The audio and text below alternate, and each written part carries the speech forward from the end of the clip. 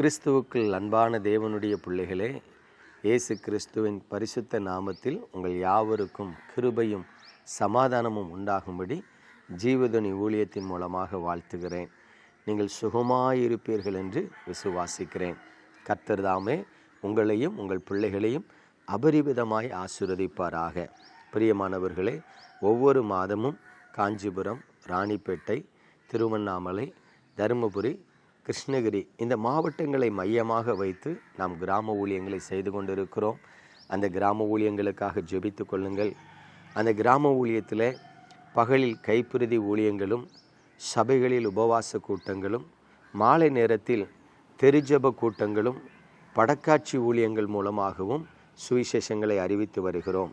மத்தியான வேளைகளில் சிறு பிள்ளைகளுக்கு பப்பட் ஷோ மூலமாக, சண்டே கிளாஸ் மூலமாக சுவிசேஷத்தை அறிவித்து வருகிறோம். அந்த மாவட்டங்களில் இருக்கிற கிராமங்கள் சந்திக்கப்படுவதற்காக, அங்கே ஆலயங்கள் கட்டப்படுவதற்காக ஜெபித்து கொள்ளுங்கள். குறைந்தது ஒரு ஆலயம் கட்டுவதற்கு 3 லட்சம் ரூபாய் தேவைப்படுகிறது. அது மட்டுமல்ல, ஏற்கனவே கட்டப்பட்டிருக்கிற ஆலயங்களுக்கு சவுண்ட் சிஸ்டம், அதாவது ஆடியோ சிஸ்டம் வாங்கி கொடுப்பதற்கு 60,000 ரூபாய் பணம் தேவைப்படுகிறது. ஒவ்வொரு மாதமும் அந்த கிராமங்களில் சென்று ஊழியம் செய்து வர 30,000 ரூபாய் பணம் தேவைப்படுகிறது. இதற்காக ஜெபித்து கொள்ளுங்கள். ஒருவேளை கர்த்தர் உங்களை ஏவினால் உங்களால் முடிந்த காணிக்கை கொடுத்து தாங்குங்கள். ஆண்டவர் உங்களை ஆசீர்வதிப்பார். இன்றைக்கும் லூக்கா எழுதின சுவிசேஷம் 19ஆம் அதிகாரம் 30ஆம் வசனத்தை பாருங்கள். உங்களுக்கு எதிரே இருக்கிற கிராமத்திற்கு போங்கள். அதிலே பிரவேசிக்கும் பொழுது மனுஷரில் ஒருவனும் ஒரு காலும் ஏறியிராத கழுதை குட்டியை கட்டியிருக்க காண்பீர்கள். அதை அவிழ்த்து கொண்டு வாருங்கள். அதை ஏன் அவிழ்க்கிறீர்கள் என்று யாராவது உங்களிடத்தில் கேட்டால் அது ஆண்டவருக்கு வேண்டும் என்று சொல்லுங்கள் என்றார். பிரியமானவர்களே, இயேசு கிறிஸ்துவின் ஊழிய பாதையிலே அவர் பெத்பகே என்கிற பெத்தானியாவுக்கு அருகே போகும் பொழுது தன்னுடைய சீசர்களிடத்தில் சொல்லுகிறார், நீங்கள் கிராமத்திற்குள் போவீர்கள் என்று சொன்னால் அங்கே ஒரு கழுதை குட்டியோடு கட்டப்பட்டிருக்கிறதை நீங்கள் பார்ப்பீர்கள். அதை என்னிடத்திற்கு அவிழ்த்து கொண்டு வாருங்கள் என்று சொல்லுகிறார். ஆண்டவருடைய பெரிதான கிருபையினால் 27 வருடங்கள் ஒரு சுவிசேஷகனாக கர்த்தருடைய ஊழியத்தை செய்து வருகிறேன்.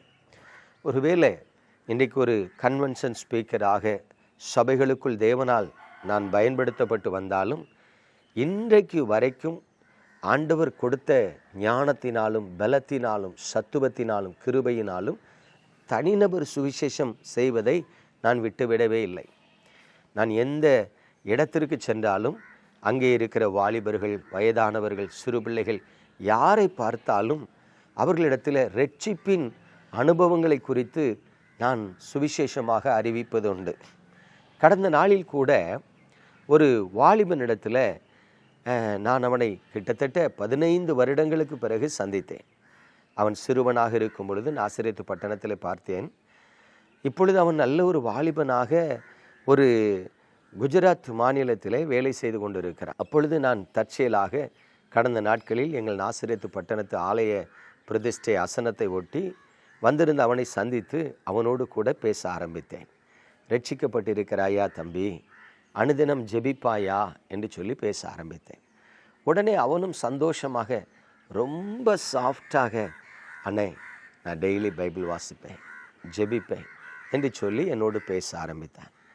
அப்போ நான் அவனிடத்தில் கேட்டேன், நல்லது, அருமையான பழக்கம் உங்களிடத்தில் இருக்கிறது, மனம் திரும்பின ஜீவியம் உங்களிடத்தில் காணப்படுகிறதா என்று அவனிடத்தில் கேட்ட பொழுது அவன் சொன்னான், நான் ரட்சிக்கப்பட்டிருக்கிறேன் என்று சொன்னான். இப்பொழுது நான் அவனிடத்தில், எப்பொழுது ரட்சிக்கப்பட்டீர்கள், உங்கள் ரட்சிப்பின் அனுபவம் எப்படி இருந்தது, அதை கொஞ்சம் சொல்ல முடியுமா என்று சொல்லி கேட்ட உடனே அவன் சிரித்து கொண்டே கேட்டான், நான் ஏன் அதை உங்களிடத்தில் சொல்ல வேண்டும், நீங்கள் யார் என்னிடத்தில் கேட்பதற்கு என்று சிரித்து கொண்டே கேட்டான். அப்பொழுது சாட்சியுள்ள வாழ்க்கை குறித்து அவனிடத்தில் பகிர்ந்து, நீ ரட்சிக்கப்பட்ட அனுபவத்தை சொன்னால் நான் தெரிந்து கொள்ளுவேன், இரண்டாவது உண்மையிலேயே ரட்சிப்பின் அனுபவத்தில் இருக்கிறாயா இல்லையா என்பதை நான் புரிந்து கொண்டு உனக்கு சொல்ல முடியும் என்று சொன்னேன். பாருங்கள், ரட்சிப்பின் காரியங்களை குறித்து பேச ஆரம்பித்த உடனே அவனுக்குள்ளே முகம் மாற ஆரம்பித்தது. இருதயம் கடினப்பட்டவனாக கடுகடுவென்று பேச ஆரம்பித்தான். அவன் சொன்னான், சிரித்து கொண்டே பேசுகிறான், அண்ணன் தயவு செய்து நீங்கள் சென்று விடுங்கள். என்னோடு கூட இதற்கு மேல் தொடர்ந்து பேசினால் நான் ஏதாகிலும் சொல்லி உங்களை திட்டி விடுவேன். ஒருவேளை நீங்கள் வருத்தப்பட்டு செல்ல வேண்டியதாக இருக்கும். பாருங்கள், அவனுடைய டோன் சிரித்து கொண்டே பேசினாலும் மிகுந்த ஆத்திரத்திலும் கடுகடுப்பிலும் மாறினது. நான் மறுபடியும் அவனிடத்தில் கேட்டேன், மனம் திரும்பின ரட்சிக்கப்பட்ட ஒரு தேவ பிள்ளையாகிய உனக்குள் ஏன் கோபம் வருகிறது? கோபம் வரக்கூடாதே, தகாததொன்றும் நான் கேட்கவில்லையே என்று அவனிடத்தில் பேசினேன். அப்பொழுது அவன் மறுபடியும் சொன்னான், ஹூ ஆர் யூ மேன்? நீங்கள் யார் என்னிடத்தில் வந்து விசாரிப்பதற்கு? நான் சொன்னேன், நான் ஆண்டவருடைய ஊழியக்காரன். இருந்துட்டு போ, ஏன்ட்ட பேசாத. பாருங்க, அந்த தம்பியினிடத்தில் பேச ஆரம்பித்த பொழுது அவன் சொல்லுகிறான், நீங்கள்லாம் ஓல்டு ட்ரெடிஷ்னல் பீப்புள், சர்ச்சுக்கு கால் சட்டை போட்டுட்டு வரக்கூடாது, டிஷர்ட் போட்டுட்டு வரக்கூடாது, பெண் பிள்ளைகள்கிட்ட பேசக்கூடாது, இப்படிலாம் நீங்கள் டிக்டேட் பண்ணுவீங்க. உங்களுடைய டிக்டேஷன்லாம் கேட்கும்போது எரிச்சலாக வரும். என்னுடைய ரட்சிப்பின் அனுபவம் வேறு, உங்களுடைய ரட்சிப்பின் டீச்சிங் வேறு என்று சொல்லி அவன் பேச ஆரம்பித்தான். அப்பொழுது நான் சொன்னேன், உலகம் முழுவதும் ஒரே டீச்சிங் தான், உலகம் முழுவதும் ஒரே இயேசு கிறிஸ்து தான், உலகம் முழுவதும் ஒரே சுவிசேஷம் தான்.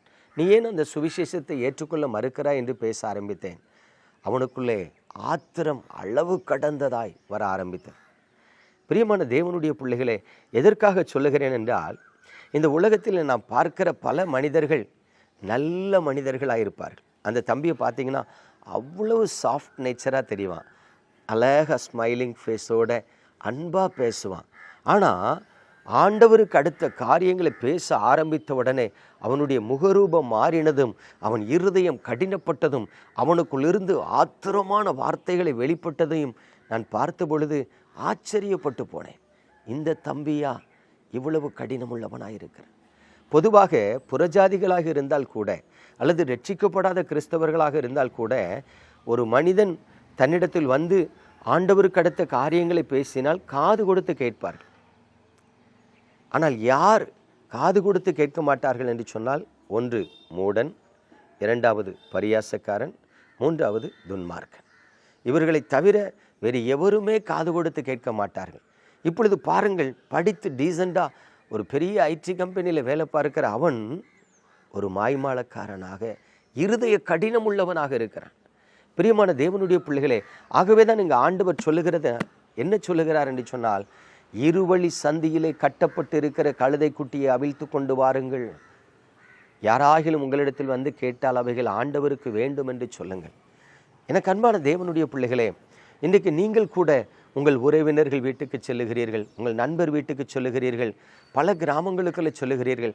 நீங்கள் சந்திக்கிற வாலிபர்களை, வயதானவர்களை, நடுத்தர வயதுள்ளவர்களை பார்க்கும் பொழுது ஒரு வார்த்தை, இயேசு உங்களை நேசிக்கிறார், உங்களுக்கு ஒரு ரட்சிப்பின் அனுபவம் வேண்டும், உங்கள் பாவம் மன்னிக்கப்பட்ட நிச்சயம் உங்களுக்கு காணப்படுகிறதா என்று நீங்கள் அவர்களிடத்தில் மனம் திரும்புதலுக்கேற்ற காரியங்களை குறித்து பேசினால் நலமாயிருக்கும். இன்றைக்கு கிறிஸ்தவர்கள் இந்த காரியத்தை செய்வதே இல்லை.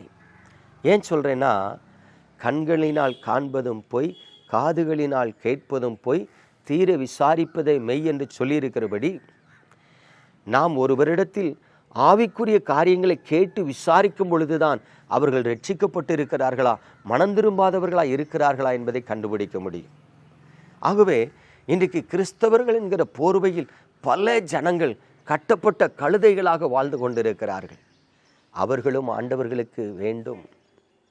பிரியமான தேவனுடைய பிள்ளைகளே, இன்றைக்கி VBS நடக்கிறது, சிறு பிள்ளைகளுக்கு சுவிசேஷம் சொல்லுகிறோம், எல்லா பேரண்ட்டும் சிறு பிள்ளைகளை அனுப்பி வைக்கிறோம், சந்தோஷம்.